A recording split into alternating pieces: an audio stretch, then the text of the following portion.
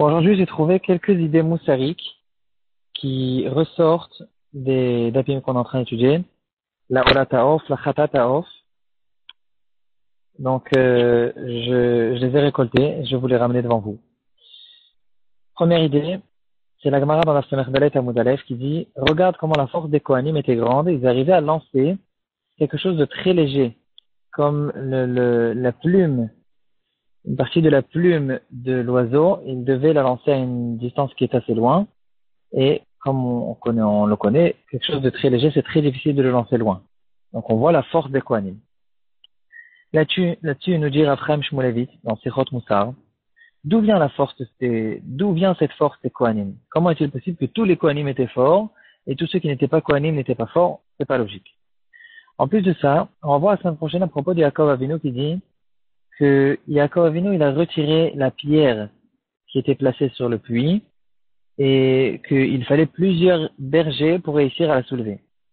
Et là-dessus, c'est écrit qu'il a soulevé la pierre et Rashi, il nous dit Leodiacha shekocho gadol, pour te montrer que Yaakov Avinu, il a réussi à soulever cette pierre comme on soulève un bouchon d'une bouteille. Et on voit ici que sa force, elle était très grande. D'où venait cette force spéciale de Yaakov Avinu? Pourtant, on sait tous que c'est un Bahou Yeshiva. Il était 14 ans à Shem Ve'ever, il a même très peu dormi, il ne s'est jamais couché. D'où est venue cette force? On voit que c'est pas une force physique habituelle qui arrive avec du sport. Alors, dans un piyut, on dit Yichad Lev, d'égal Even, mais Pi Be'er Maim. Il y a ici une unification, on va appeler ça, du cœur. Cette unité du cœur, c'est quelque chose que ont les tzadikim. C'est ça, en fait, qui se trouve à la base de la force spéciale qu'il avait à Yaakov Avinu et la force aussi des Kohanim. Les Kohanim, ils étaient tellement enfoncés dans leur avoda, ils étaient tellement concentrés dans leur avoda et tellement leur travail, en fait, ils étaient tellement on appelle ça, ils n'avaient rien d'autre dans la tête. Ils avaient que ça dans la tête, ils étaient que pour la avoda, ils étaient prêts à faire la avoda vraiment avec toute leur force. Lorsqu'une personne arrive à unifier toutes ses forces, il arrive à avoir même des forces physiques qui sont incroyables. On connaît tous les histoires de la mère qui a levé une voiture pour sauver son fils. C'est exactement de cette force qu'on parle. C'est pas une force physique, c'est une force physique qui arrive surtout de la volonté de la personne. Donc, bien sûr, un grand moussard pour nous. Une deuxième chose que j'ai rencontrée, que j'ai trouvée, il y a une différence entre Chata Taof et Ola Taof. On sait tous que les korbanot qu'on fait avec les volailles, on ne leur fait pas la shrita, on fait ce qu'on appelle melika. On arrive par la nuque avec l'ongle du Kohen qui enfonce son ongle dans sa nuque jusqu'à qu'il arrive de l'autre côté. Maintenant, il y a une différence quand même entre Ola Taof et Chata Taof. Dans Ola Taof, le Kohen, c'est écrit dans la Torah elle-même qu'il devait finalement détacher complètement la tête du volaille de son corps.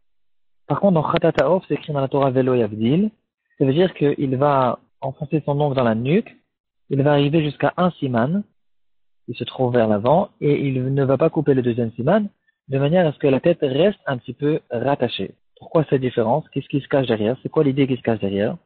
Il dit à Tul Shem Shmuel quelque chose de magnifique. Il dit comme ça. La Ola Taof, elle vient à cause de Hirhure Avera, des mauvaises pensées. C'est très difficile de réussir à dominer les pensées qui tournent dans le cerveau. Et donc, ce qu'on demandait de cette personne, c'est qu'il devait chasser ces mauvaises pensées, que ces mauvaises pensées ne descendent pas dans le cœur.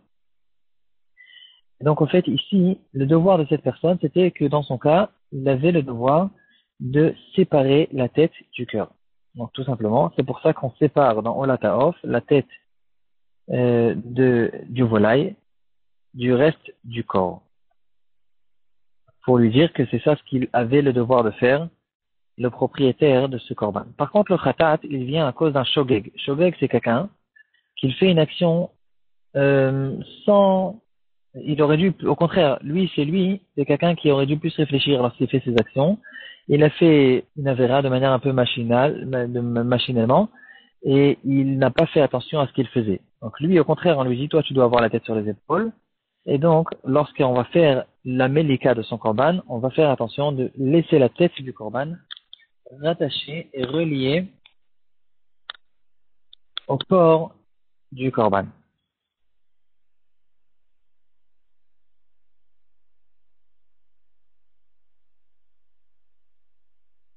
On a vu, en restant dans Olataof, écrit dans la Gemara, que pourquoi on enlève, il y a deux parties qu'on enlève et qu'on retire de l'animal avant de le brûler, c'est Mora'a et Nosata.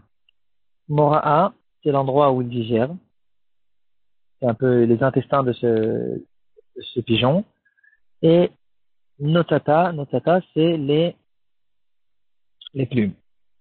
Et la Gemara a dit, pourquoi on enlève?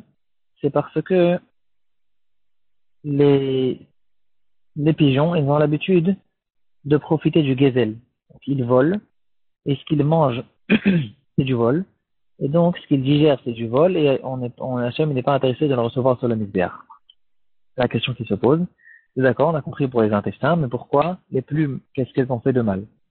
Alors, une explication qui dit, en général, une personne qui vole, il vole parce qu'il est rentré dans un système de regarder ce qu'ils ont les autres, de jalousie, d'un comportement, en fait, de concurrence, d'essayer de se montrer, moi aussi je suis riche, moi aussi je suis... Des fois, il n'a pas les possibilités et les capacités financières, mais il essaye de rentrer dans un club de riches, et à cause de ça, finalement, il rentre dans toutes sortes de problèmes d'inémomonotes, il essaye d'arrondir les problèmes qui sont considérés un petit peu comme gazelles, et donc les plumes aussi de cette personne, les beaux habits, etc., on ne va pas les approcher devant le misbéach parce que c'est eux qui lui ont causé son vol.